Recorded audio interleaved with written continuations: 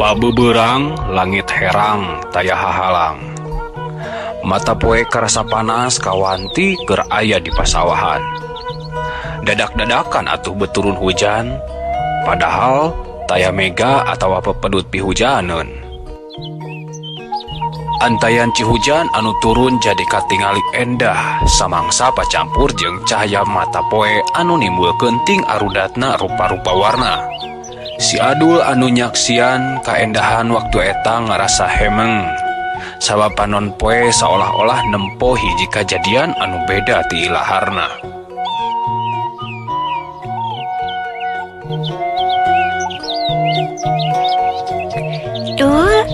Aduh, nah di mana hidup teh Kasep? Kadenge sora indungna ngageroan si Adul, tapi si Adul jongjon we nempokeun katumiri. Geningan maneh teh di dieu, aduh. Hayu urang mulang, kaburu hujan gede manten. Karunya di maneh sorangan di imah. Bu, Adul bieu ningali mak. Ningali naon maneh teh Adul? Ih, eta Adul nempo imutna. Ngadenge jelas sorana, ngarasakeun kuat panyekelna mak. Saha nu kumaneh diomongkeun teh ya? Ih, saha deui atuh mah anu miboga ciri-ciri samodel kitu. Lian ti Abah. Dedeh teuing aduh. Geus tong mikiran Abah maneh wae. Dan geus jadi tinulis ilahi. Papasten geus kapigura dina tungtung pati. Hayu ayeuna mah urang balik ya. Aduh, encan puas ngapi milik mak. Nah, bet ninggalkeun urang. Abah lain milik urang dul. Abah bogana Gusti. Mendingan hayu ayeuna mah urang teruskeun ngobrolna di imah.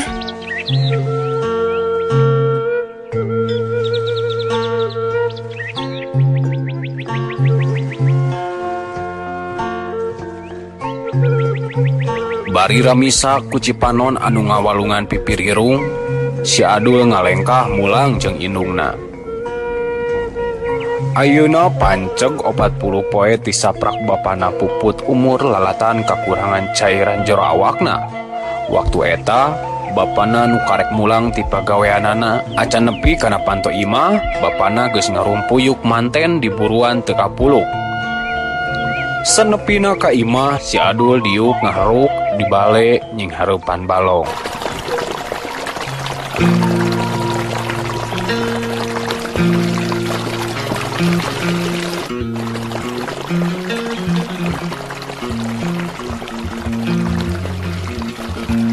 Duh, tiris atuh didinya mah. Bisi asup angin. Kadieu ka jero. Ah, henteu mak. Bios we Adul mah di dieu. Ke atuh marek nyokot anu heula jeung cai panas. Sangkan awak maneh teu katirisan. Laju indung si Adul lumengkah setengah digusur muru dapur seja nyokot cai. Cipanon ngomong milu ngarasakeun kasedih anu dialaman ku anak cikalna. Kunaon mah ceurik? Henteu him. Maman teh ceurik. Yeuh mak, lamun emak boga kasedih, coba bagi-bagi ka Ohim atuh mak. Sabab nurutkeun Ohim mah emak geus teu pantes ngaluarkeun cimata. Nuhun him, maneh geus nemongkeun ka nyaah ka emak. Tapi ayeuna mah leuwih hade tuh baturan lanceuk maneh dihareup. Nu danget ayeuna leuwih ngabutuhkeun panghibur. Si Ohim guragiru ini kaharep maksud nyamperkeun lanceukna si Adul. Tapi samemehna ka kamar heula pikeun nyokot hiji barang anu dibungkus.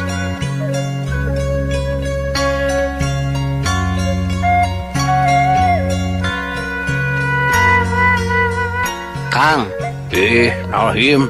ieu titinggal abah urang anu samemeh abah maot ngawasiatkeun ieu ka uing. Aha aja yeuh karek ayeuna ku uing dikeluarkeun. Sebab kitu amanat abah. Sok geuraku akang buka yeuh. Sok we buka ku maneh him. Dewasa urang mah mukana ge ah. Oh, eusina saceuwir surat Kang jeung foto urang. Urang bacakeun ku uing nya Kang. Sok cik kumaha cenah. Adul, Ohim, hampur abah maneh. Ieu wasiat akhir abah pikeun maraneh duaan. Anu ieu surat ditulis ku Abah setahun ka tukang. Ku sesa-sesa tanaga anu kaayaan Abah geus karasa batan sakieu. Abah geus boga rasa moal lila deui baris ninggalkeun hidup duaan. Karasa berat kacida Abah ninggalkeun emak jeung hidup duaan. Tapi takdir Gusti teu bisa dihalang-halang. Kusabab eta Abah rek pepeujeuh atawa wasiat ka hidup duaan, sangkan hidup duaan boga tujuan hirup. Yen hirup teh pikeun jadi saksi jeung diajar mere harti kana kaayaan oge diri. Beral gerah sungsi baban bubuni, gerah siar alam rame puhus simpe. Sabab manusia payus jeung kamanusiaanana jadi bekal nyungsi kasajabaning langit anu dipikasono ku saban lilinggeran. Saperti Gusti geus ngawasiatkeun ka Adam atawa manusia pikeun manggul amanat gede ieu anu samemehna geus ditawarkeun ka gunung, langit, jeung bumi, tapi maranehna nolak.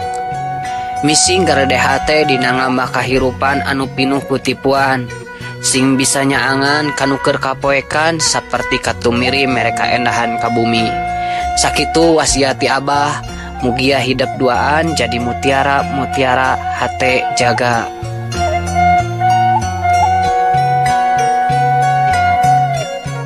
Cipanon budak anu duaan eta beuki bedah murubut lir hujan silantang pabeberang.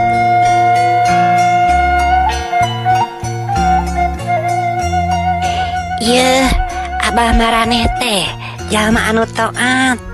Nyaah kasasama tara jail atawa sirik kabatur. Emak apa kana pasifatan Abah maraneh jauh ti memeh emak dipihukum. Kaayaan estuning rehe tul simpe, berang kaganti ku peuting, sora cicir jeung babance geus teu kadengi. Tah atuh urang cekapkeun we dugi ka dieu dongeng papais katumbir ieu. Akhirul kalam, wassalamualaikum warahmatullahi wabarakatuh. Permios.